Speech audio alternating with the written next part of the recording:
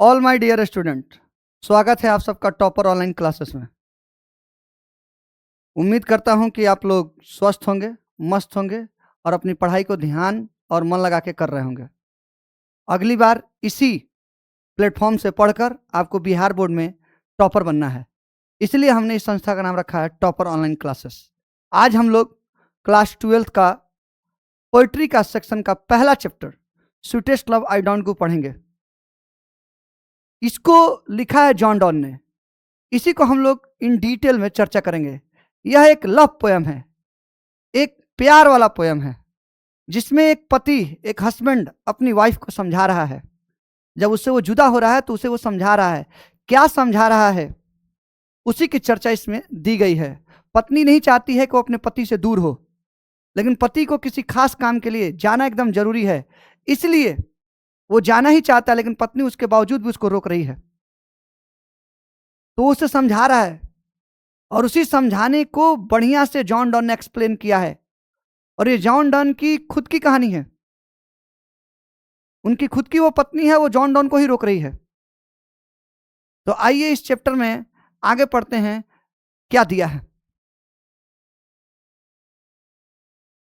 जैसा कि आप देख रहे हैं कि चैप्टर का नाम है स्वीटेस्ट लव आई डोंट गो। अब आप सोच रहे होंगे कि सर यहां जो है गो का स्पेलिंग GOE दिया, जबकि जियो होता है। तो ये ओल्ड इंग्लिश है बाबू, ओल्ड इंग्लिश। इनका जमाना देखो 1572 से 1631। सोचिए आज से कितने 100 साल पहले की बात है। उस समय ओल्ड इंग्लिश चला करते थे। ओल्ड इंग्लिश में गो ऐसे ही लिखते थे, ऐसे ही। इसलिए आपको इसमें बहुत सारे ओल्ड इंग्लिश के वर्ड्स मिलेंगे। तो आइए इनकी जीवनी को पढ़ते हैं। Sweetest love I don't go John Donne द्वारा लिखी गई है। ये इसके पोएट हैं।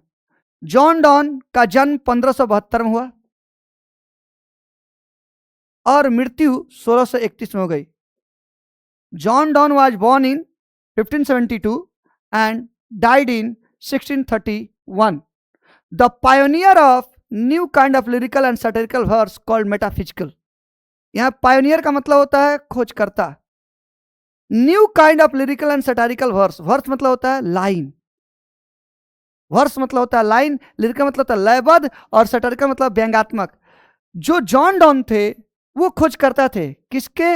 एक नई तरह के लयबद्ध और व्यंग्यात्मक लाइनों के लिखने के खोज करता थे। और उन्होंने जिस तरह के स्टाइल का खोज किया उस स्टाइल को बोलते हैं मेटाफिजिकल। ये जो नई तरह के लयबद्ध और व्यंग्यात्मक लिरिकल एंड सटारिकल लाइनों का उन्होंने खोज किया, उसके पायनियर बने, उसको बोला जाता है मेटाफिजिकल। शॉर्ट में बोला जाता है मेटाफिजिकल। इसलिए जॉन डॉन क्या थे? जॉन डॉन एक मेटाफिजिकल पोएट थे। मेटाफिजिकल पोएट थे। ये क्वेश्चन बोर्ड में आपको आता है कि जॉन डॉन वाज, तो जॉन डॉन क्या थे भाई? अ मेटाफिजिकल पोएट। अब आप सोच रहे हैं सर मेटाफिजिकल का मीनिंग क्या है? थोड़ा बहुत तो मीनिंग यहां दिया है कि नई तरह की लयबद्ध और व्यंग्यात्मक लाइनों को जिसकी खोज जॉन डॉन ने खुद की थी, उनके इस स्टाइल को मेटाफिजिकल बोला जाता है। लेकिन आइए मेटाफिजिकल को डेप्थ में हम आपको समझाते हैं कि मेटाफिजिकल का मीनिंग क्या होता है। मेटाफिजिकल को आप थोड़ा तोड़िए, तो मेटा अलग कीजिए, फिजिकल अलग कीजिए। मेटा मतलब बियॉन्ड और फिजिकल मतलब वर्ल्ड। यानी मेटाफिजिकल का अर्थ हो गया बियॉन्ड द वर्ल्ड, यानी संसार के बाहर। यानी कुछ ऐसी बातें करना अपनी पोइट्री में, अपनी कविताओं में, जो इस संसार का लगे ही नहीं, संसार के बाहर का लगे, संसार के बाहर का लगे। Beyond the world. मेटाफिजिकल का अर्थ हो गया बियॉन्ड द वर्ल्ड, जो संसार का ना होकर संसार के बाहर का लगे, ऐसा कुछ लिख देना। इसलिए मेटाफिजिकल पोएम की पहचान होती है 2-3 चीजें। सबसे पहले मेटाफिजिकल पोएम है तो उसमें कंसीट होगी, मेटाफिजिकल पोएम है तो विट होगी। अब आप कहेंगे सर कंसीट क्या है? कंसीट का अर्थ होता है कि आप अनकंपेरेबल कंपैरिजन, यानी कुछ ऐसा कंपेयर कर देना किसी का जो अतुलनीय हो, जो विश्वास के परे हो। जैसे हम किसी मानव को सूर्य कह दें, तो क्या कभी मानव सूर्य हो सकता है? ये विश्वास के परे एक कंपैरिजन, एक तुलना है। इसी को हम लोग कंसीट कहते हैं। और कंसीट किसकी पहचान है? मेटाफिजिकल पोएम की। मेटाफिजिकल पोएम में आपको कंसीट देखने को मिलेगा। विट, विट का मतलब होता है समझदारी, एक ऐसी बात करना जिससे कि एक समझ उत्पन्न हो, एक अच्छी अंडरस्टैंडिंग बने। तो आपको मेटाफिजिकल पोएम में, आपको पूरे पोएम में कहीं ना कहीं विट भी दिखाई देगा कि भाई मेटाफिजिकल पोएम की पहचान क्या हो गई? विट, समझदारी भरी बात। यानी इस पूरी कविता में स्वीटेस्ट लव आई डोंट गो, जो कि मेटाफिजिकल टाइप का पोएम है, क्योंकि एक मेटाफिजिकल पोएट ने लिखा है, जॉन डॉन ने। इसमें आपको कॉन्सीट और विट दोनों देखने को मिलेगा। जहां मिलेगा मैं वहां आपको दिखा दूंगा कि देखो यहाँ कॉन्सीट है, यहाँ अतुलनीय तुलना की गई है जो विश्वास के परे है, और यहां देखो एक समझ भरी बात की गई है। मेटाफिजिकल पोएम की और पहचान है कॉलिक्वल टोन, कॉलिक्वल, कॉली देखिए यहां दिया है, कोलो वो कर दो क्यूअल टोन। इसका मतलब होता है, कॉलिक्वल टोन का मतलब होता है मेटाफिजिकल पोएम और मेटाफिजिकल पोएट जो इसको लिखते हैं ऐसे पोएम को, उनकी एक पहचान है, वो कॉलिक्वल टोन को इस्तेमाल करते हैं। कॉलिक्वल टोन में क्या होता है कि हम ज्यादातर रिदम, लास्ट वाला रिदम, जैसे आप लास्ट वाला रिदम मतलब आप ऐसी कुछ वर्ड्स लास्ट में डालना जो एक दूसरे से मैच करती हो, जैसे हेयर, डेयर लास्ट का मैच कर रहा है, इसको रिदम बोलते हैं कि लास्ट वाला मैच कर रहा तो रिदम। तो कॉलिक्वल टोन का मतलब होता है इसमें रिदम का ध्यान नहीं दिया जाता, कि लास्ट वाला लाइन का जो वर्ड है उसकी प्रोनाउंसिएशन, लास्ट वाली जो वर्ड्स के जो हम मुंह से बोल रहे हैं वो मैच कर रहे हैं कि नहीं, उसका ध्यान नहीं दिया जाता। रिदम का तो बिल्कुल ध्यान नहीं दिया जाता। कॉलिक्वल टोन का मतलब होता है कि अपनी बातों पर फोकस करना। हम जो बात कहना चाहते हैं वो बात हमारे पोएम में आ रही है कि नहीं आ रही है। कहीं ऐसा ना हो कि हम रिदम मिलाने के चक्कर में जो बात कहना चाहते हैं वो बात ही पोएम में ना आए, तो फिर क्या फायदा। इसलिए मेटाफिजिकल पोएट क्या करते हैं, कॉलिक्वल टोन का इस्तेमाल करते हैं, अपनी बातों को साधारण तरीके से रखते हैं ताकि सामने वाला समझ जाए, और उसमें लय मिलाने की कोशिश नहीं करते हैं, बल्कि वो इस चीज पर फोकस करते हैं कि हमारा जो बात है, जो हम कहना चाहते हैं, जो हम सेंस या थॉट इस पोएम के जरिए कहना चाहते हैं, अपने पाठकों को वो कह पा रहे हैं कि नहीं। ऐसा ना हो कि रिदम मिलाने के चक्कर में, लय मिलाने के चक्कर में हमारा जो थॉट और विचार जिस इस पोएम में देना था वही खत्म हो जाए, तो फिर क्या फायदा, हम अपने विचार को इस पोएम से एक्सप्रेस ना कर पाए। इसलिए आपको ये समझना पड़ेगा कि मेटाफिजिकल पोएम अगर आप पढ़ रहे हैं तो उसमें ये तीन चीजें मिलेंगी। कंसीट मिलेगा, जिसमें आपको एक ऐसी तुलना कर दी जाएगी जो बहुत ही आपको विश्वास के परे होगी, आपको विश्वास ही नहीं होगा। अतुलनीय तुलना, जिसकी तुलना ना की जा सके उसकी भी तुलना कर दो। विट, एक समझदारी भरी बात मिलेगी। और कॉलिक्वल टोन, साधारण तरीके से अपनी बात को रखा जाएगा, लय पर ध्यान नहीं दिया जाएगा, ध्यान इस पर दिया जाएगा कि जो विचार, जो भाव मैं इस कविता में व्यक्त करना चाहता हूं वो आ रहा है कि नहीं। तो जॉन डॉन के बारे में आपको क्या पता चला अभी तक? जॉन डॉन के बारे में पता चला कि जॉन डॉन का जन्म 1572 में हुआ और मृत्यु 1631 में हो गई। और ये खोजकर्ता थे नए तरह के लयबद्ध, और सैटारिकल का मतलब होता है व्यंग्यात्मक लाइन लिखने के, जिसको मेटाफिजिकल कहा जाता है। आज के दौर में उस नए तरह की जो सैटारिकल और लिरिकल वर्स है उसको मेटाफिजिकल कहते हैं। यानी जॉन डॉन एक मेटाफिजिकल पोएट थे और मेटाफिजिकल की पहचान आपको बता दी गई। वाज बॉर्न इन लंदन, इनका जन्म लंदन में हुआ था। into a prosperous Roman Catholic family of traders at that time।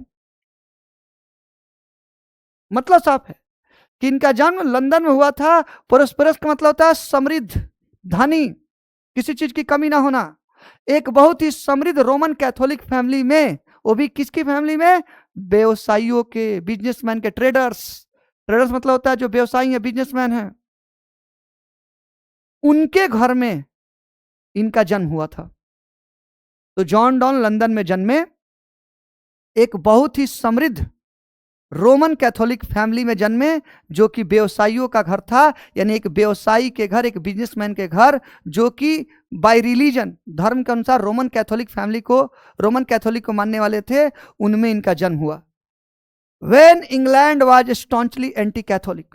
अब ये क्या है, लिखा है कि जब इंग्लैंड पूर्ण रूप से, स्टॉन्चली का मतलब था कट्टर रूप से, मतलब कमिटेड रूप से, कि हैं तो हैं, उस समय इंग्लैंड का माहौल प्योर कट्टर रूप से एंटी कैथोलिक था, यानी कैथोलिक लोगों के खिलाफ था वहां माहौल।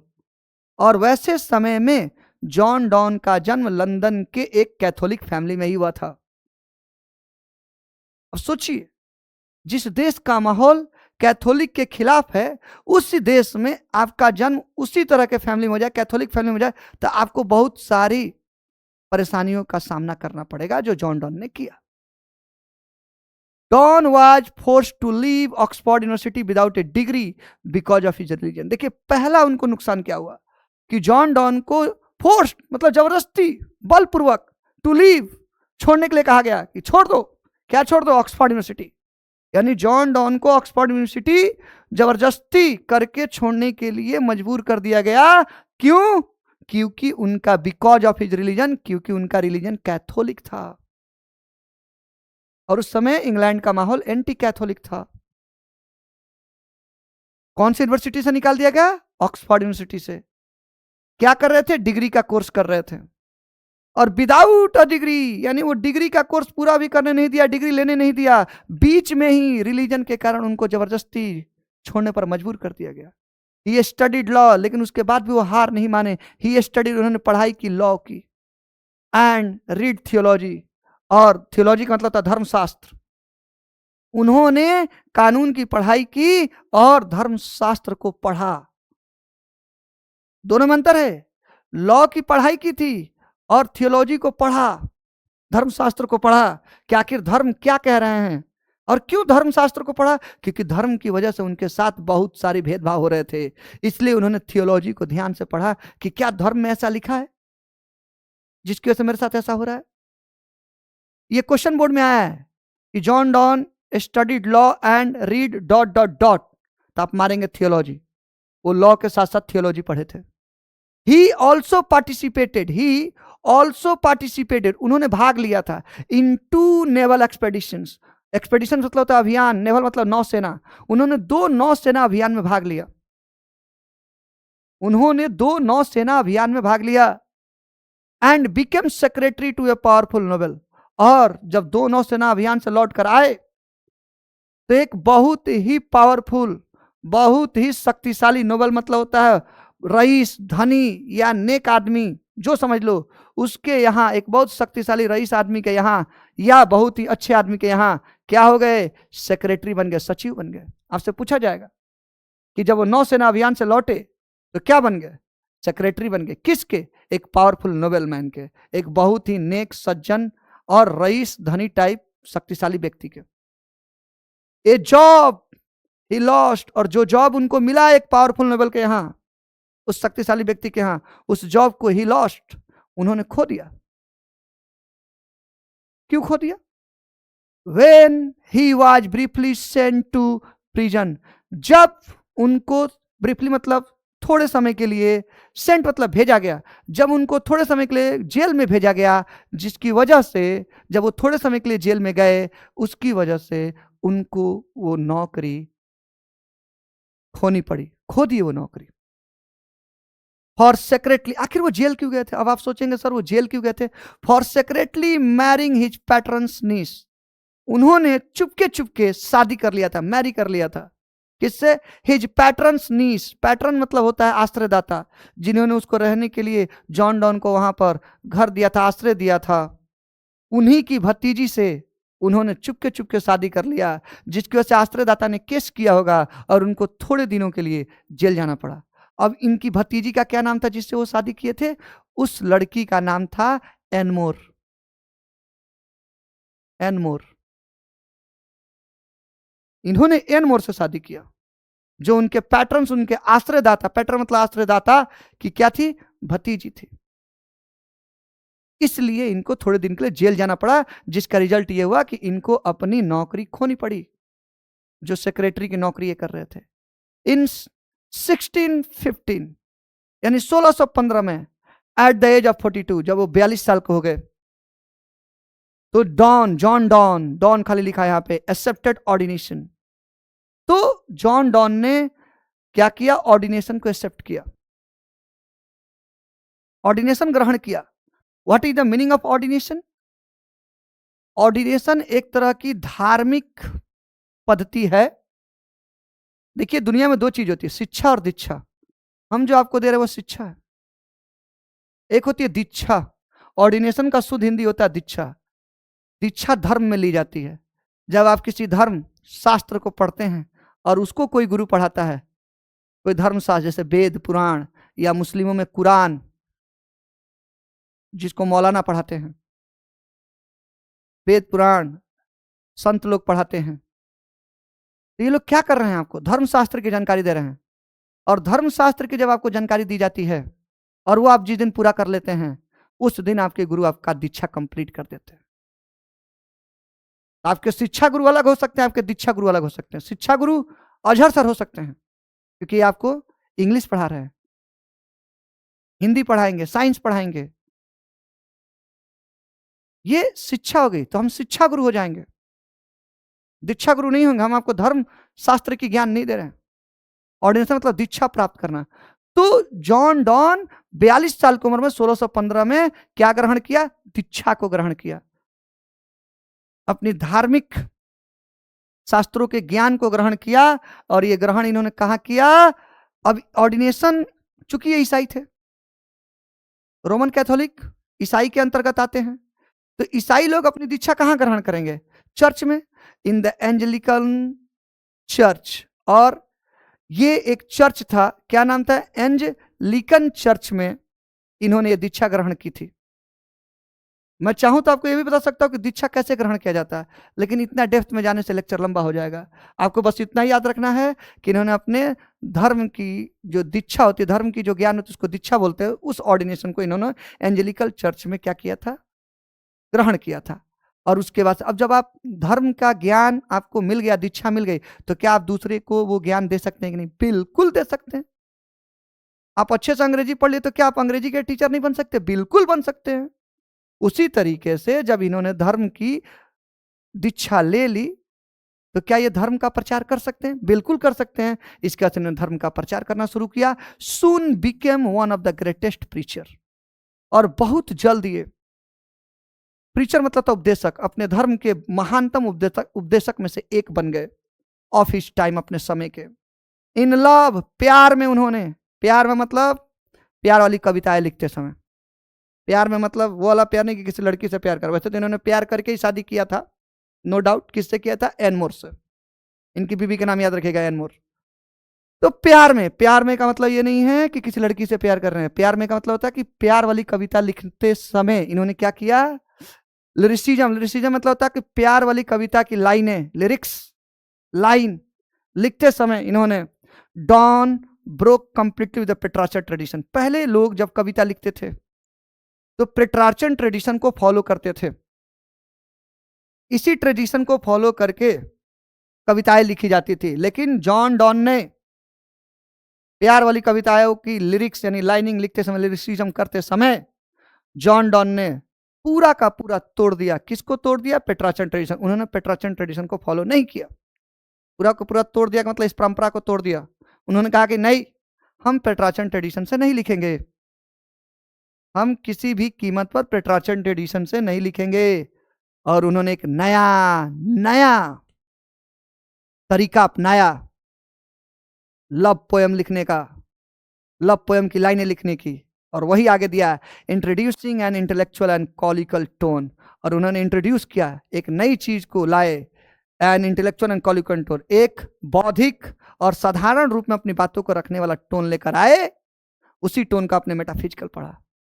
वो टोन कैसा लेकर आए? मेटाफिजिकल टाइप के, इसलिए इनको मेटाफिजिकल पोएट कहा जाता है। इन्होंने प्यार में जो कविताएं लिखते थे, प्यार वाली, उस कविताओं में लिखते समय, उनकी लाइन लिखते समय, उसकी लिरिक्स लिखते समय इन्होंने पेट्रार्चल ट्रेडिशन को फॉलो नहीं किया, उसको कंप्लीटली तोड़ दिया।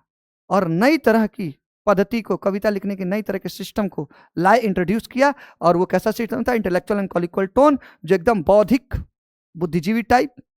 और कॉलिक्वल टोन का मीनिंग मैंने आपको बताया, अपनी बातों को साधारण तरीके से रखना ताकि लोगों को समझ में आए। उस तरह की चीजें ये लेकर आए, उस तरह की पद्धति लेकर आए जिसको हम लोग मेटाफिजिकल कहते हैं। His love poems use the latest discovery of the science and geography. उनकी जो लव पोएम होती थी, प्यार वाली, जब वो कविताएं लिखते थे तो वो साइंस, विज्ञान और ज्योग्राफी, भूगोल के नए नए जो डिस्कवरी, लेटेस्ट डिस्कवरी का मतलब जो तुरंत उस समय के जो डिस्कवरी हुए रहते, उस समय के जो खोज हुए रहते साइंस में, विज्ञान और भूगोल के क्षेत्र में, उस समय के जस्ट हाल फिलहाल के जो खोज होते थे, डिस्कवरी होती थी, उनके एग्जाम्पल्स को उठाकर, उनकी चीजों को उठाकर वो अपने लव पोएम में एग्जाम्पल दिया करते थे। यानी वो अपने प्यार वाली कविताओं में एग्जाम्पल, यानी कंपेयर किससे करते थे? साइंस और ज्योग्राफी की, जो हाल फिलहाल की खोज की हुई चीजें थी। जैसे ज्योग्राफी में आता है सूरज, उन सब चीजों से क्या करते थे? अपने लव पोएम में किसी भी घटना को कंपेयर करते थे, उनकी तुलना करते थे। क्यों करते थे? To hammer home a point. ये एक फ्रेज है जिसका मीनिंग होता है कि एक अमिट छाप लोगों के दिमाग में छोड़ने के लिए, न मिटने वाली छाप। इस तरह की छाप लोगों के दिमाग में बना दीजिए जब वो साइंस और ज्योग्राफी के नए नए खोजों के जो भी वस्तुएं निकलती थी उनसे अपनी लव पोएम में एग्जाम्पल देते थे, उनसे अपने लव पोएम के किसी भी घटना को कंपेयर करते थे। तो इसलिए करते थे ताकि वो चाहते थे to hammer home a point, मतलब लोगों के दिमाग में मैं एक अलग तरह का, एक विशेष प्रकार का, एक अमिट छाप छोड़ दूं। तो एक दिमाग में, पढ़ने वाले पाठकों के दिमाग में एक अलग तरह की सोच डेवलप हो, एक अमिट छाप छूट जाए। इसलिए वह साइंस और ज्योग्राफी के लेटेस्ट डिस्कवरी, यानी हाल फिलहाल के खोजों का इस्तेमाल अपनी कविता में करते थे ताकि लोगों के दिमाग में एक अमिट छाप छोड़ सके, ना मिटने वाली छाप, ताकि वो उनकी कविता को हमेशा याद रखें। And combine passion with verbal and intellectual teaching. उन्होंने, वर्बल मतलब मौखिक, इंटेलेक्चुअल मतलब बौद्धिक, उन्होंने मौखिक और बौद्धिक छेड़छाड़, टीचिंग मतलब छेड़छाड़, को जुनून बना दिया। कि आप किसी कविता में मौखिक रूप से और बौद्धिक रूप से क्या कर सकते हैं? छेड़छाड़ कर सकते हैं, बदलाव कर सकते हैं। इसको लोगों का पैशन बना दिया। कंबाइन पैशन, यानी जुनून को इसके साथ जोड़ दिया। लोगों का जो शौक है, जुनून है, इच्छा है, उसको उन्होंने मौखिक और बौद्धिक छेड़छाड़, किसमें छेड़छाड़? कविता में छेड़छाड़, ताकि आप मौखिक रूप से, बौद्धिक रूप से कविता में छेड़छाड़ कर सके, उसकी लाइन में थोड़ा इधर उधर करके उसको और बेहतर बना सके। उसको जुनून बना दिया, उसको पैशन के साथ जोड़ दिया। लोगों के पैशन जो होते थे, शौक, उसमें इस चीज को जोड़ दिया। ये जॉन डन की उपलब्धि है कि जॉन डन ने लोगों के शौक में मौखिक और बौद्धिक छेड़छाड़ को, कविता की लाइनों में मौखिक और बौद्धिक रूप से छेड़छाड़ किया जा सके, इसको लोगों का शौक बना दिया, कंबाइन कर दिया। Donne is well known for his, John Donne को सबसे ज्यादा जाना जाता है उनकी किस रचना के लिए? Songs and sonnet. उनके लिखे गए गीतों के लिए और उनके लिखे गए सोनेट्स के लिए बहुत ज्यादा जाना जाता है जॉन डॉन को। अब आप कहेंगे सर सोनेट क्या है? तो सोनेट एक 14 लाइन की कविता है। सोनेट कितने लाइन की कविता है बच्चों? 14 लाइन की कविता। सोनेट में 14 लाइन होते हैं। पैराग्राफ कितने होते हैं? 2। सोनेट का जो पहला पैराग्राफ होता है, फर्स्ट पैराग्राफ, उसमें 8 लाइन होगा, 8 लाइन। और सोनेट का जो सेकंड पैराग्राफ होगा, सेकंड पैराग्राफ, सोनेट का जो सेकंड पैराग्राफ होगा, माय डियर स्टूडेंट, सोनेट का जो सेकंड पैराग्राफ होगा उसमें 6 लाइन होगा। यानी सोनेट क्या है? सोनेट एक 14 लाइन की कविता है। जो भी कविता 14 लाइन की होती है, 2 पैराग्राफ में, जिसमें पहले पैराग्राफ में 8 ही लाइन होना चाहिए और दूसरे पैराग्राफ में 6 लाइन हो, तो हम उसे सोनेट कहते हैं। 8 लाइन वाले पैराग्राफ को ऑक्टेव कहा जा सकता है और 6 लाइन वाले पैराग्राफ को सेस्टेट कहा जाता है। तो वो सबसे ज्यादा प्रसिद्ध किसकी वजह से है? सॉन्ग्स एंड सोनेट, गीत और सोनेट के कारण। सटायर्स एंड देयर इलेगिज, जो वो व्यंग लिखते थे उनके लिए। इलेगिज मतलब था शोक गीत। कोई मर गया है तो कौन सा गीत लिखोगे? शोक गीत। किसी का दिल टूटा है तो कौन सा गीत लिखोगे? शोक गीत। तो माय डियर, उनको सटायर यानी व्यंग और इलेगिज मतलब शोक गीत के लिए भी जाना जाता है। एंड सरमन्स, बताओ वो उपदेशक बने थे कि नहीं? धर्म का प्रचार करते थे कि नहीं? बिल्कुल। तो वो प्रवचन भी देते थे, तो वो अपने प्रवचन के लिए भी जाने जाते थे। सरमन्स मतलब प्रवचन। आगे देखिए, जेन्युइन पोएटिक फीलिंग, यानी असली कविता का जो भाव होता है, कि असल में आपको लगे कि हमको कविता वाली भाव आ रही है। वो हार्स मीटर, हार्स मीटर का मतलब होता है कि कविता की लाइनें बढ़ भी सकती हैं, घट भी सकती हैं, उनका लय एक दूसरे से, लास्ट वाली वर्ड्स की लय मिल भी सकती है, नहीं भी मिल सकती, इसको हार्स मीटर कहते हैं। और स्ट्रेन एंड म्यूजिकल इमेज, इसका मतलब होता है कि ऐसे चीजों की कल्पना करना जो आपकी कल्पना से परे हो, जो आपको देखने में ही अजीबो गरीब लगे, यार ये क्या कल्पना कर दिया, उसको बोलते हैं व्हिम्सिकल इमेज। स्ट्रेंड का मतलब होता है उस पर एकदम दबाव डाल के उस इमेज को, जो कि हमारी कल्पना से परे है, उस पर वो दबाव डाल के उसको वो क्या करते थे, कविता के अंदर लाते थे। तो माय डियर, उनकी कविता की विशेषताएं क्या है कि उनकी कविता पढ़ने पर जेन्युइन पोएटिक फीलिंग आती है, यानी आपको लगेगा कि असली कविता की फीलिंग मेरे अंदर आ रही है, कवि क्या कहना चाहता है। आपको लगेगा कि कवि की जगह हम ही उसकी कविता को उस तरह से फील कर रहे हैं, जितना कभी फील नहीं किया उससे ज़्यादा तो हम फील कर रहे हैं। इसको जेन्युइन पोएटिक फीलिंग कहते हैं, यानी आपको असली कविता की भाव समझ में आएगा, उसके भाव से आप विभोर हो जाएंगे, उसमें एकदम घुल जाएंगे। वो और हार्स मीटर, उनकी कविताओं में, कविताओं की लाइन छोटी बड़ी भी हो सकती है नो डाउट, और उसके लय बिगड़ भी सकते, बन भी सकते हैं। और स्टैंड एंड म्यूजिकल इमेजेस का मतलब होता है कुछ ऐसी चीज़ों का कल्पना कर देना, ऐसा प्रतिबिंब, ऐसा चरित्र, ऐसा चित्र खींचना जो एकदम कल्पना से परे हो, और उसको वो एकदम बल लगा के, स्ट्रेंड मतलब दबाव डाल के खींचते थे, कविता में लाते थे। Characterize all his poetic creation, इनके सभी कविताएं, जो भी कविता की रचनाएं होती थी, पोएटिक क्रिएशन मतलब जो भी कविताएं ये रचते थे, उसके ये कैरेक्टर हैं, उसके ये लक्षण हैं। इनकी सभी कविता वाली जो कविता है, जो इनकी कविता है या जो भी रचनाएं हैं, उसका जो लक्षण है, वो लक्षण यही तीन है कि वो आपके अंदर जेन्युइन पोएटिक फीलिंग लेकर आएंगे, हार्स मीटर देखने को मिलेगा, और उसके अंदर बिना लाग लपेट का एक ऐसा चित्र देखने को मिलेगा जो आपके कल्पना से परे है, और उस चित्र को तो दबाव एकदम बलपूर्वक अपनी कविता में इस्तेमाल करते थे। ये इनके कविता के पोएटिक क्रिएशन की, मतलब कविता के रचना की इनकी विशेषता है, कैरेक्टर है। My dear student, now we are going to read the poem. आइए पोएम पढ़ के देखते हैं कि पोएम आपको कैसा लग रहा है। राइट चलिए इसको ऊपर किया जाए बच्चों। आइए अब कविता को पढ़ते हैं। ये कविता क्यों लिखी गई है? आपको पता है कि इनकी शादी प्यार करके किससे हुआ था? एन मोर से। एन मोर से ये कभी दूर गए नहीं थे, पहली बार दूर जा रहे थे। एन मोर का दिल घबरा रहा था इनकी बीबी का, जिसको इन्होंने स्वीटेस्ट लव कहा है, प्रियतम कहा है। ओ मेरी प्रियतम प्यार, जिससे मैं सबसे ज्यादा प्यार करता हूं, इस नाम से पुकारा गया इस पोएम में। वो घबरा रही थी तो वो उनको समझा रहे हैं कि घबराओ मत, मुझे एक जरूरी काम है, मैं करके आ जाऊंगा, क्यों घबरा रही हो। इस मुद्दे पर, इस थीम के साथ इस कविता को लिखा गया है। तो आइए पढ़ते हैं। स्वीटेस्ट लव आई डोंट गो, इसका मतलब हुआ कि हे प्यारी प्रियतम, मैं तुम्हें छोड़कर नहीं जा रहा। जा तो रहे हैं, लेकिन वो ये बताना चाहते हैं कि मैं परमानेंट नहीं जा रहा। तुम क्यों रो रही हो? मैं कहाँ जा रहा हूं? कुछ दिनों की बात है, मैं लौट के चला आऊंगा। ये टॉपिक का मीनिंग हुआ स्वीटेस्ट लव आई डोंट गो, कि हे प्यारी प्रियतम, मैं नहीं जा रहा, मैं कहाँ जा रहा हूं।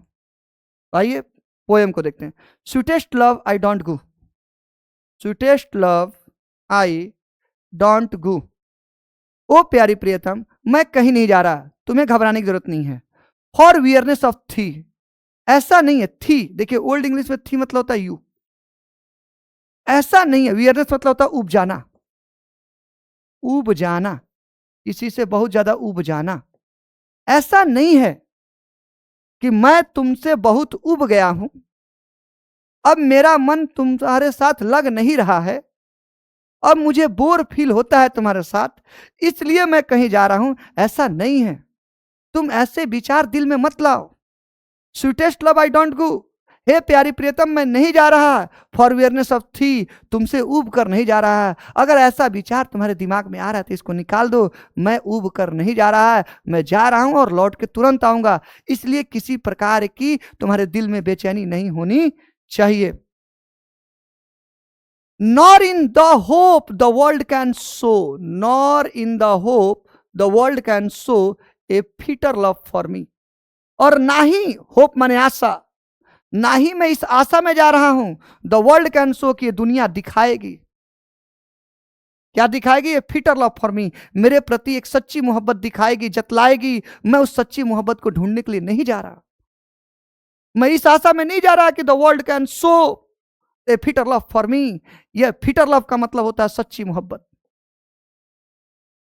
सच्ची मोहब्बत, मैं सच्ची मोहब्बत पाने के लिए नहीं जा रहा। मैं इस दुनिया में यह आशा नहीं करता हूं कि तुम्हें छोड़कर कोई मुझे सच्ची मोहब्बत देगा तो मैं उसके लिए जा रहा हूं। मेरी सच्ची मोहब्बत तो तुम हो, तुम हो प्रियतम। मैं तुम्हें छोड़कर कहां जा सकता हूं? कैसे जा सकता हूं? तो मैं इस आशा में नहीं जा रहा कि ये दुनिया मुझे सच्ची मोहब्बत मेरे प्रति दिखाएगी और मैं उधर ही रह जाऊंगा उनकी सच्ची मोहब्बत में फंस के और मैं रिटर्न नहीं आऊंगा। ऐसा नहीं है। मेरी सच्ची मोहब्बत तो तुम हो।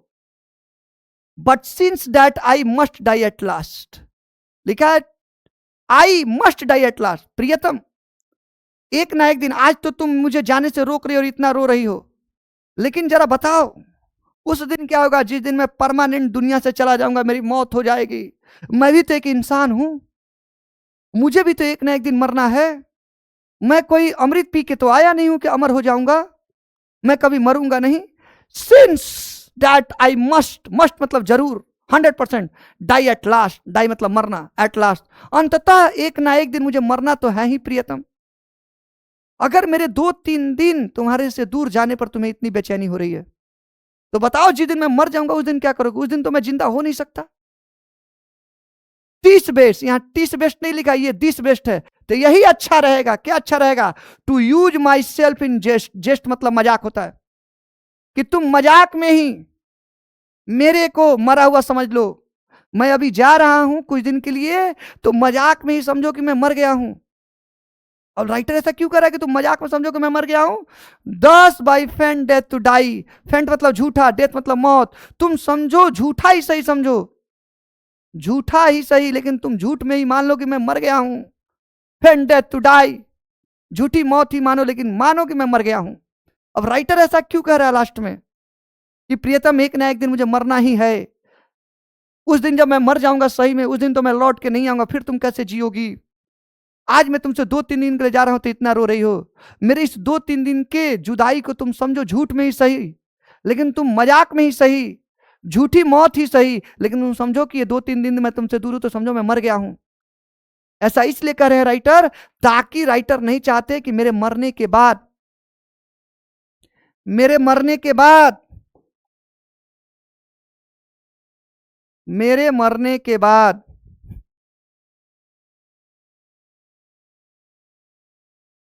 मेरे मरने के बाद उसे कोई दिक्कत हो। राइटर जानता है कि आज मैं 2-3 दिन के लिए जा रहा हूं तो ये मेरी जुदाई बर्दाश्त नहीं कर पा रही। एक ना एक दिन मैं मर गया परमानेंट, तो फिर तो मैं लौट के आऊंगा नहीं भी, ये कितना भी रो ले तो फिर ये कैसे जिएगी? हो सकता है मेरे मरने के तुरंत बाद मर जाए। राइटर नहीं चाहता कि मेरे मरने के बाद तुरंत मर जाए, इसलिए राइटर चाहता है कि ये 2-3 दिन जो मैं जा रहा हूं इसमें मुझे मरा हुआ समझ के ही जीने की आदत डालो, ताकि मैं जिस दिन मर जाऊंगा उस दिन तुम्हें मेरे जाने के बाद यही जीने की आदत डाली रहोगी, तो मेरे मरने के बाद तुम इस दुनिया में जी पाओगी, जी जाओगी। नहीं तो तुम्हारा अगर यही हाल रहा तो मेरे मरने के बाद तुम भी जी नहीं पाओगे। राइटर चाहता है कि मेरे मरने के बाद भी तुम जियो, इसलिए वो कह रहा है कि मजाक में ही सही प्रियतम, झूठा ही सही, फेंट डेथ, झूठी मौत ही सही, लेकिन तुम मान लो कि मैं मर गया हूं, ताकि तुम्हें मेरे बगैर रहने की आदत पड़ जाए। अब यहीं से एक क्वेश्चन आता है बोर्ड में कि कौन है जो खुशी खुशी मौत को स्वीकार कर रहा है? कौन है? Who accepted gladly death? Who accepted death gladly? किसने खुशी खुशी मौत को स्वीकार किया? John Donne. इस पैराग्राफ में आपको पता चल रहा है जॉन डॉन मरने से भयभीत नहीं है, वो खुशी खुशी स्वीकार रहे कि मैं एक ना एक दिन मर जाऊंगा।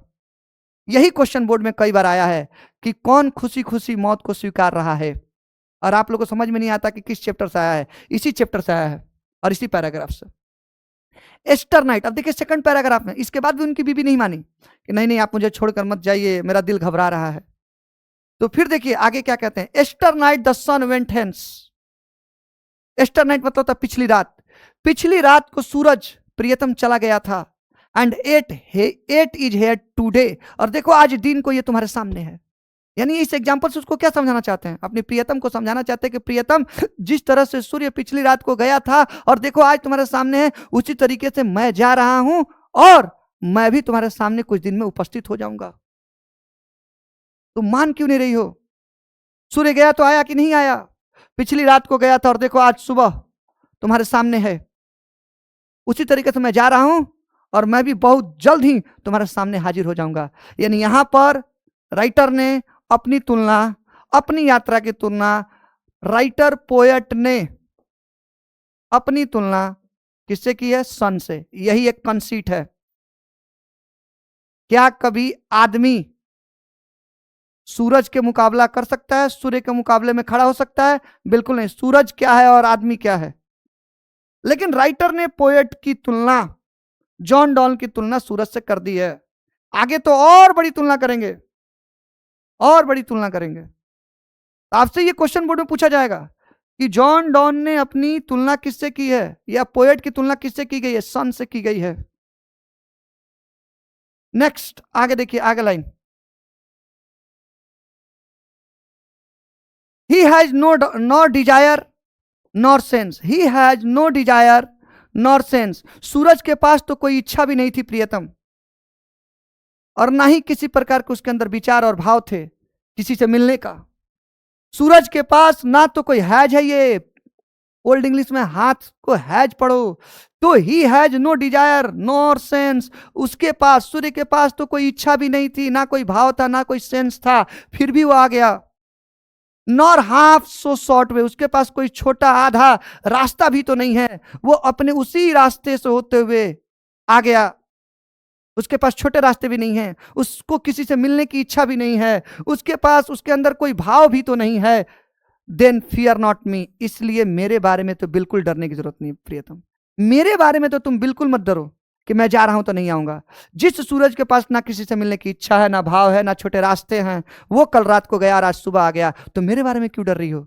मेरे पास तो तुमसे मिलने की इच्छा है, जो मुझे बाहर तुमसे दूर होने पर जीने नहीं देगा, मुझे भी वो जल्दी खींचकर तुम्हारे पास लाएगा। देखिए आगे लिखा है, but believe that I shall make speedier journey since I take more spring and स्पर्श देन ही। बल्कि तुम बिलीव करो मेरे पर, बिलीव करो, विश्वास करो कि आई shall make speedier journey. Speedier मतलब, स्पीडियर ये देखिए कंपैरेटिव डिग्री है, किसी से तुलना की गई है, तो किससे की गई है? जो सूरज की यात्रा है उससे राइटर ने अपनी यात्रा की तुलना की है। और राइटर कहता है कि मैं सूर्य से भी तेज यात्रा करके, विश्वास करो, लौट आऊंगा। देखिए यहां कंसीट है कि नहीं है?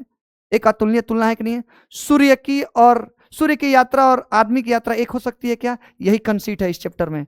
सिंस आई टेक, विश्वास करो प्रियतम, मैं सूर्य से भी जल्दी बहुत तेज यात्रा करके लौट आऊंगा। Since I take more wings and स्पर्श देन ही। विंग्स मतलब पंख मत समझना, विंग्स एंड स्पर्श यहां पर एक फ्रेज है जिसका मतलब होता है उत्साह और उमंग।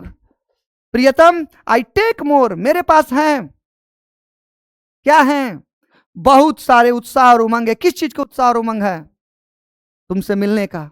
तुम्हारे बगैर मैं भी तो नहीं जी पाऊंगा। तुमसे मिलने का मुझे उत्साह और उमंग है, वो मुझे जीने नहीं देगा, वो मेरी यात्रा को और फास्ट करेगा, और उस उत्साह और उमंग में मेरा रास्ता भी छोटा हो जाएगा, और मैं बहुत जल्दी ही, देन ही, यानी सूर्य से कंपेयर करके कर रहे हैं कि सूर्य से ज्यादा उत्साह और उमंग मेरे अंदर है, क्योंकि सूर्य के पास तो कोई बीबी भी तो नहीं है जिसके लिए उसके अंदर उत्साह और उमंग होगा, मिलने का कोई भाव होगा, कोई इच्छा होगी। मेरे अंदर तो तुम हो, मेरे दिल में हो, मेरे शरीर के कोने कोने, कतरे कतरे में हो, और वो जो तुम्हारी जो प्रेजेंस है मेरे अंदर, उपस्थिति है मेरे अंदर, वो मुझे जीने नहीं देगी तुमसे दूर होकर।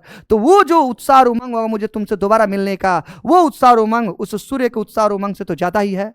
और इसकी वजह से मैं अपनी यात्रा को बहुत तेज कंप्लीट करके आ जाऊंगा। इसलिए प्रियतम मुझे जाने दो। इसके बाद भी प्रियतम उनको जाने नहीं देती है। देखिए फिर आगे क्या होता है। थर्ड पैराग्राफ में राइटर कहता है, O how feeble is man's power. Feeble मतलब कमजोर, फीबल मतलब कमजोर। यानी राइटर कह रहा है कि वो how feeble is man's power, आदमी की शक्ति कितनी कमजोर है प्रियतम, आदमी की शक्ति कितनी कमजोर है। That if good Fortune fall, अगर उसका गुड फॉर्चून, फॉर्चून मतलब तो भाग्य होता है, यहां समय से लीजिए कि अगर उसका सही समय, अच्छा समय, फाल गिर जाए, गिर जाए मतलब गिर जाए नहीं, समाप्त हो जाए, अगर उसका सही समय उससे रूठ जाए।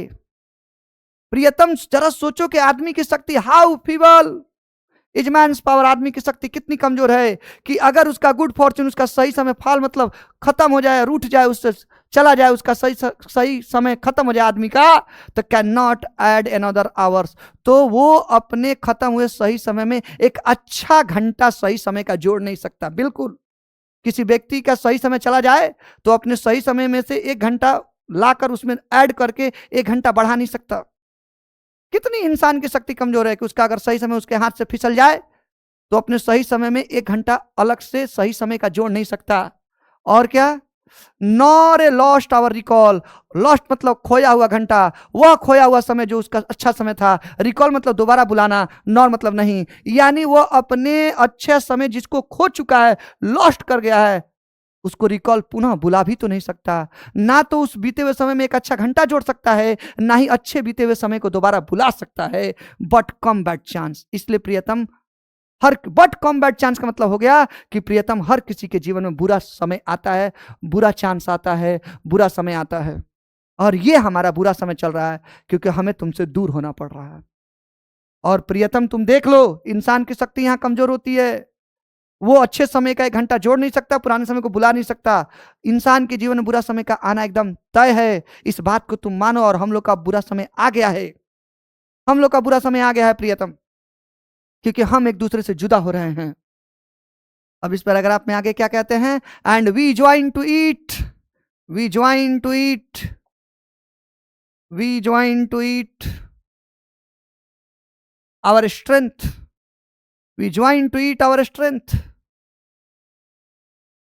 माय डियर, लिखा है कि हमें ज्वाइन मतलब जुड़ना चाहिए, ईट इससे, किससे, बुरे समय से, जो बुरा समय में आया है, विथ आवर स्ट्रेंथ, हमें अपनी शक्ति, पूरी काबिलियत, जितना अंदर शक्ति है उस सारी शक्ति को लगा के हमें इस बुरे समय से जुड़ना चाहिए। जुड़ना चाहिए का मतलब होता है इस बुरे समय को फेस करना चाहिए, लड़ना चाहिए इसके अगेंस्ट।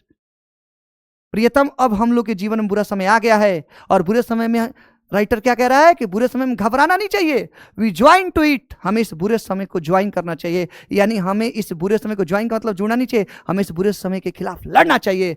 इट आवर स्ट्रेंथ, जितनी स्ट्रेंथ तथा शक्ति, जितनी हमारी शक्ति है उस शक्ति के साथ इस बुरे समय से लड़ना चाहिए। And we teach it art and length, और यही तो है जो सिखाती है, पढ़ाती है, बुरा समय ही तो हमें पढ़ाती है। क्या पढ़ाती है? आर्ट एंड लेंथ, कि जीवन जीने की कला क्या है, जीवन कैसे जिया जाता है। अच्छे समय में आप बहुत अच्छी समझदारी विकसित नहीं कर सकते। जब आपका बहुत अच्छा समय चल रहा है, आपके घर में बहुत अच्छा समय चल रहा हो, तो आपको किसी चीज की परवाह नहीं होती, अच्छी समझदारी विकसित नहीं होती। लेकिन बुरे समय में लोग सीख हासिल करते हैं, बहुत कुछ सीखते हैं। वही लिखा है कि we teach it art and length, बुरा समय आता है तो हमें जीवन जीने की आर्ट यानी कला सिखाता है, लेंथ, और बुरा समय ही आता है तो बताता है कि जीवन का एक दिन कितना लंबा होता है। जब आपके घर में, आपके जीवन में कोई बुरा समय चल रहा हो, आपके साथ कोई बुरी घटना हो गई हो, आपकी प्रेमिका ने आपका दिल तोड़ दिया हो, उस दिन आपको समय काटना बड़ा मुश्किल होता है। आपको एक दिन 1 साल के बराबर लगता है। आप घड़ी देखते हैं 12, और फिर आप कुछ देर बाद देखते हैं तो 1 बज रहा होता, तो आपको लगता है अभी तक 1 ही घंटा हुआ, यार समय जल्दी बढ़ क्यों नहीं रहा है। बुरे समय में जल्दी समय बढ़ता हुआ नजर नहीं आता, बुरा समय ही बताता है कि जीवन की लंबाई कितनी है, समय का लेंथ कितना होता है। अच्छे समय में अगर आपके घर में बहुत अच्छा माहौल है, पार्टी उटी चल रही है, तो सुबह से शाम कैसे हुआ पता नहीं चलता है। उस समय घड़ी का कांटा बहुत जल्दी सरक जाता है। तो राइटर कह रहा है कि जो बुरा समय है उससे हम पूरी ताकत के साथ उसके साथ लड़े, और बुरा समय ही तो हमें जीवन जीने की कला और जीवन की लंबाई, कि ये समय कितना लंबा होता है इसका एहसास दिलाता है। अच्छे समय में नहीं सीख सकते, और समय कितना लंबा है, जीवन कैसे जीना, अगर ये बुरा समय आकर हमें सिखा रहा है तो ये बुरा समय बुरा मत मानो, क्योंकि ये क्या करता है, itself over us to advance. ये अगर हमारे ऊपर आकर जाता है, अगर बुरा समय हम पर आकर बीत जाए, तब तक ये बीतते बीतते ही हमें एडवांस कर देता है, हमें पहले से ज्यादा बहुत कुछ सिखा के चला जाता है। और हम पहले से एक अच्छा व्यक्ति और एक अच्छे पर्सनालिटी और व्यक्तित्व के साथ उभर कर आते हैं और हर परिस्थितियों से लड़ना सीख चुके होते हैं। इसलिए बुरा समय आपका गुरु हो गया, जो आपको जीवन जीने की कला, जीवन में समय का क्या महत्व है, समय जल्दी नहीं कटता इसकी बात, जीवन की कितनी लंबाई है इसकी बात वो आकर सिखाता है। और जब ये सारी चीजें एक मानव सीख जाता है बुरे समय में, तो जब उसका बुरा समय बीतता है तब तक वो एडवांस हो जाता है, वो पहले से बहुत अच्छा हो जाता है, पहले से बहुत अच्छा हो जाता है। उसे जिंदगी में अब अच्छे बुरे की पहचान हो जाती है, कौन अपना है कौन पराया है इसकी पहचान आ जाती है। तो बुरा समय बुरा कहां से रहा भाई साहब? बुरा समय आया तो आपको बहुत कुछ सिखा के चला गया। अच्छे समय में बहुत कुछ आप नहीं सीख सकते, याद रखिएगा। बुरा समय ही आपको सिखा के जाता है, और जब आप सीखते हैं तो आप पहले से अच्छा बनते हैं, एडवांस बनते हैं। वही राइटर ने लिखा है कि itself over us to advance. ये जब हमारे ऊपर से जाता है, बीत जाता है, तब तक हमको बहुत कुछ सिखा के एडवांस बनाकर चला जाता है। नाउ द नेक्स्ट पैराग्राफ देखिए, अपनी प्रियतम को कितना समझा रहे हैं राइटर। अब अगले पैराग्राफ में क्या कह रहे हैं? When thou sighest not wind। हे प्रियतम, जब तुम, साई मतलब आहे भरना, जब तुम आहे भरती हो, यानी मैं यहां से चला जाऊं और तुम आहे भरने लगो। तो जब कोई आदमी आह भरता है, आह करता है, आह आह करता है, आहे भरता है, तो आसपास की हवाओं में कंपन होता है, आसपास की हवाएं हिलती हैं। तो राइटर उसी को संबोधित किया, लिखा कि व्हेन दाउ साइएस्ट, दाउ मतलब तुम ओल्ड इंग्लिश में। तो माय डियर स्टूडेंट, जब राइटर कहता है कि जब तुम कराहती हो प्रियतम, दाउ साइएस्ट नॉट वाइन, तुम्हारा कराहना मेरे लिए हवाओं में कंपन के बराबर नहीं है। कोई आदमी कराता है तो हवा में कंपन होता है, हो सकता है तुम कराती हो तो दूसरों के लिए ये हवा में कंपन मात्र का है। देखिए, जो आपसे कोई नहीं जुड़ा है तो अगर आप रो भी रहे तो उस पर फर्क नहीं पड़ेगा, लेकिन जो व्यक्ति आपसे जुड़ा है तो आपके रोने पर उसका दिल लगेगा कि अंदर से कोई चिर रहा है। तो जिसको फर्क नहीं पड़ रहा है उसको आपकी आहें कैसे लेंगे कि इसकी आहें से क्या हो रहा है, अगल बगल की हवाओं में सिर्फ कंपन ही तो हो रहा है, तो इतना ही मात्र मानेगा। लेकिन राइटर करेगा मेरे लिए हवाओं में कंपन मात्र नहीं है। जब तुम कराती हो दाउ साइएस्ट नॉट वाइंड, वो कराहना मेरे लिए हवा में कंपन मात्र नहीं है, तुम्हारे कराहने से मुझ पर बहुत असर पड़ता है। बट साइएस्ट माई सोल अवे, तुम्हारी आहें मेरा मन जो है मुझसे दूर ले जाती हैं। ऐसा लगता है कि मेरा मन कोई छीन रहा है। जब तुम आहें भरती हो तो मेरा मन मुझसे रूठ जाता है, मुझसे दूर चला जाता है। तो अगर प्रियतम तुम चाहती हो कि मैं रास्ते में जाऊं, अपनी यात्रा पर जाऊं और मेरा मन मुझसे रूठ जाए, मुझसे दूर चला जाए, तो तुम आहें भरना। अगर तुम नहीं चाहती हो तो तुम, जो कि तुम मुझसे इतना प्यार करती हो, तुम आहें नहीं भरोगी, क्योंकि तुम्हारे आहें भरने से मेरा मन मुझसे रूठ जाता है, मुझसे दूर जाता है। तो बताओ क्या तुम आहें भरोगी? कितना प्यार से समझा रहे हैं। When thou weepest unkindly kind, और प्रियतम जब तुम बेरहम, अनकाइंडली काइंड का मतलब था बेरहम तरीके से, जैसे लगे कि आपको बहुत दर्द है, उतने दर्द में जब तुम रोते हो, इसको अनकाइंडली काइंड से यहां दिखाएगा, बहुत दर्द में जब कोई रोता है। तो व्हेन दाउ वीपेस्ट, जब तुम रोती हो, अनकाइंडली काइंड, बहुत ज्यादा दर्द और पीड़ा की अनुभूति करके जब तुम रोती हो, तो माई लाइफ ब्लड डोथ डिके, तो मेरे रक्त वाहिनियों में बहने वाली खून जिससे कि मेरा जीवन चल रहा है, वो जमने लगता है और धीरे धीरे मेरे जीवन का डिके यानी क्षय होने लगता है। माय डियर स्टूडेंट, राइटर का यहां पर जो मूड है, इस मूड से आपको बोर्ड में सवाल पूछेगा। सवाल ये पूछेगा कि उसके प्रियतम के आहे भरने से राइटर पर क्या असर पड़ता है। तो क्या असर पड़ता है कि उसका मन उससे दूर जाने लगता है, सोल अवे। उसके रोने से, जो कि अनकाइंडली काइंड, अनकाइंडली काइंड मतलब बहुत पीड़ा के साथ, बहुत दर्द को महसूस करते हुए रोना, जब वो रोती है, उनकी प्रियतम रोती है, तो उसका क्या असर पड़ता है? तो उनकी जो जीवन दाहिनी, जो जीवन देने वाली रक्त वाहिनी, अगर रक्त हमारे बॉडी में ना चले तो हम मर जाएंगे, तो जो जीवन देने वाली ब्लड है जो उनके रक्त वाहिनी में बह रही है, जिसकी वजह से वो जी रहे हैं, वो डोथ, वो जमने लगती है। डोथ माने जमना, डी के मतलब धीरे धीरे, जिसकी वजह से उनके जीवन का क्षय होने लगता है, वो मरने को हो जाते हैं। यानी उनके रोने से क्या प्रभाव पड़ा? प्रियतम के रोने से क्या प्रभाव पड़ा लेखक पर? कि उनका जो ब्लड है वो जमने लगता है और उनका जीवन का क्षय होने लगता है, पतन होने लगता है कि वो मर जाएंगे। इट कैन नॉट बी, ऐसा नहीं हो सकता कि तुम मुझे मार दोगी या तुम मेरा मन मुझसे दूर ले जाना चाहोगी। तो अगर ऐसा नहीं हो सकता, ऐसा तुम नहीं करना चाहती, तो मेरे जाने के बाद आहे मत भरना, रोना मत। That thou lovest me as thou sayest, जैसा कि तुमने मुझसे कहा था, एज दाउ सेस्ट, जैसा कि तुमने मुझसे कहा था, दैट दाउ लवेस्ट मी, कि तुम मुझसे सबसे ज्यादा प्रेम करती हो। तो अगर तुम मुझसे ज्यादा प्रेम करती हो तो क्या तुम चाहोगी कि मैं रास्ते में जाऊं तो मेरा मन मुझसे दूर हो जाए?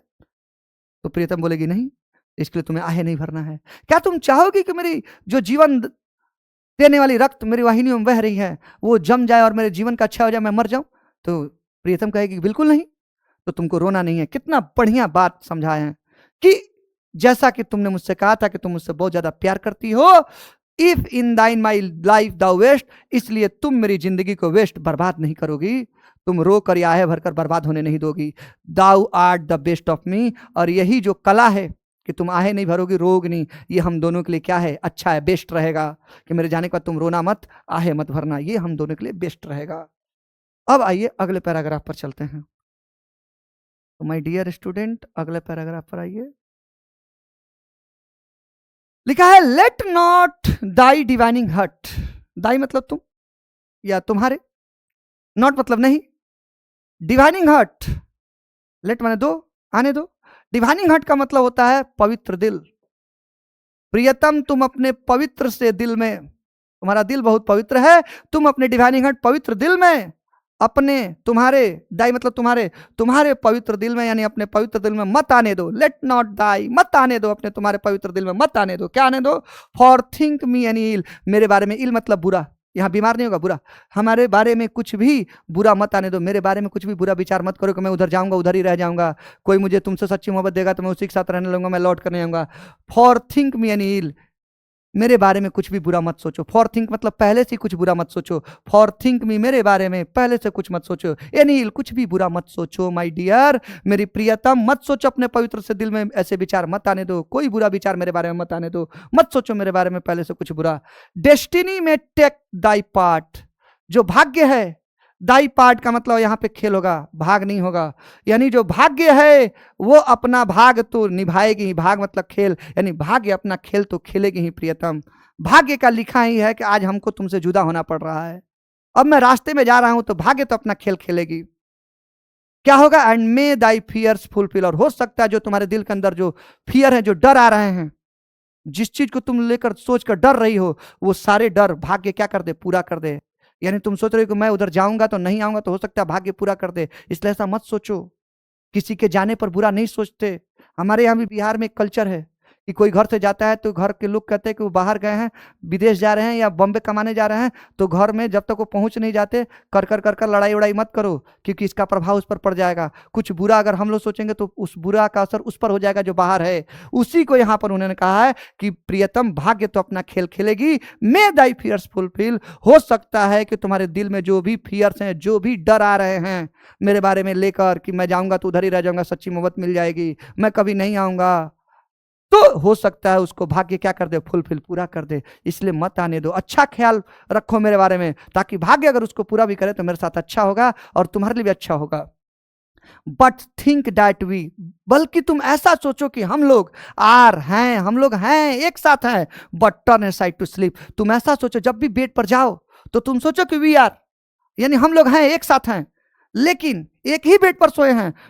टर्न असाइड टू स्लीप, एक ही बेड पर हम दोनों एक दूसरे के साथ सोए हैं, लेकिन टर्न असाइड का मतलब होता है एक दूसरे की ओर पीठ करके, मेरा पीठ इधर है, तुम्हारा पीठ मेरी ओर है, यानी मुंह हम दोनों के एक दूसरे का अपोजिट है, जिससे हम एक दूसरे को नहीं देख पा रहे हैं। तुम ऐसी भावना के साथ बेड पर जाना, ऐसा सोचना है कि हम लोग अभी भी बिस्तर पर एक दूसरे के साथ सोए हुए हैं, बस एक दूसरे से मुंह घुमा के सोए हुए हैं। टर्न असाइड टू स्लीप, जिससे क्या होगा, मेरे जाने के बाद भी बिस्तर पर मेरे होने का एहसास तुमको होगा, तुम्हें लगेगा ही नहीं कि मैं यहां से गया हूं। They who one another keep alive never be parted be, वे लोग जो एक दूसरे को दिलों में जिंदा रखते हैं। कहां जिंदा रखते हैं? वे लोग जो एक दूसरे को दिलों में जिंदा रखते हैं। हमने तुम्हारी छवि अपने दिल में बना ली है, तुमने मेरी छवि अपने दिल में बना ली है। तो राइटर लिखता है नेवर पार्टेड भी, उनको कोई भी, पार्टेड मतलब अलग करना, कोई भी दुनिया की ताकत अलग नहीं कर सकती। आप इसको ऐसे समझ सकते हैं कि मान लीजिए एक लड़की है जिससे हम प्रेम करते हैं, उसकी छवि मेरे दिल में है, उसकी प्रेम की मूर्त, और मेरी छवि, मेरी प्रेम मूर्त उसके दिल में है। हम लोग एक जगह बैठे हैं, एक दूसरे से मुलाकात कर रहे हैं, लड़की के पिताजी आएंगे तो क्या ले जाएंगे? क्या ले जाएंगे? उस लड़की का जो भौतिक शरीर है, उसकी आत्मा तो मेरे में आ गई है, मेरी आत्मा उसमें चली गई है, लेकिन उसका जो भौतिक शरीर है वही तो उसके पिताजी ले जा सकते हैं और अपने यहाँ ले आकर भौतिक शरीर को पैक कर देंगे। लेकिन वो जब जिस जगह पे उसको पैक किया जाएगा, उसकी आत्मा में तो अभी तो मैं रहूंगा और मेरी आत्मा में वो रहेगी। क्या मेरी आत्मा से उसके पिताजी उसको निकाल सकते हैं? पॉसिबल है? आदमी एक दूसरे से भौतिक रूप से सेपरेट किया जाता है। दुनिया की ताकत लोगों को भौतिक रूप से उस एक शरीर को दूसरे शरीर से अलग कर सकती है, लेकिन मन में उसकी जो छवि बैठी है उस छवि को दुनिया दिल में से कैसे निकालेगी? अगर हम किसी को दिल में जगह दे देते हैं तो दिल में जगह देने के बाद दुनिया की कोई ताकत हम दोनों को जुदा नहीं कर सकती, क्योंकि दिल की छवि को कोई नहीं निकाल सकता। हाँ, भौतिक रूप से हम एक दूसरे से दूर हो जाएंगे, हमारा शरीर उस शरीर के पास नहीं रहेगा, वो शरीर मेरे शरीर के पास नहीं रहेगा। दुनिया की ताकतें भौतिक चीजों को अलग कर सकती हैं, लेकिन जो भाव है, जो इमोशन है, उसको कैसे अलग कर सकती हैं? इमोशन पर किसी का जोर चलता है। जिस किसी को आपने दिल में बैठा लिया है, उस दिल में जो उसकी मूर्त है, उसकी जो छवि है, उसको कोई निकाल के फेंक देगा। आपकी जो छवि उसके दिल में, उसको कोई निकाल के फेंक देगा। उसके पिताजी निकाल के फेंक देंगे, उसके भाई निकाल के फेंक देंगे। ऐसा पॉसिबल ही नहीं है। उसी को राइटर ने यहां लिखा है कि जो लोग एक दूसरे को दिलों में जगह देते हैं, दिलों में एक दूसरे की छवि बनाकर रखते हैं, उनको दुनिया की कोई ताकत नेवर पार्टेड भी कभी एक दूसरे से अलग नहीं कर सकती, कभी नहीं कर सकती, पॉसिबल ही नहीं है। ये आपकी पूरी कविता अगर समझ में आई हो तो चैनल को लाइक और सब्सक्राइब जरूर करें, जिससे कि हमारा मनोबल बढ़ेगा और हम और वीडियो आपकी इंग्लिश के क्लास 12 के लेकर आएंगे। धन्यवाद।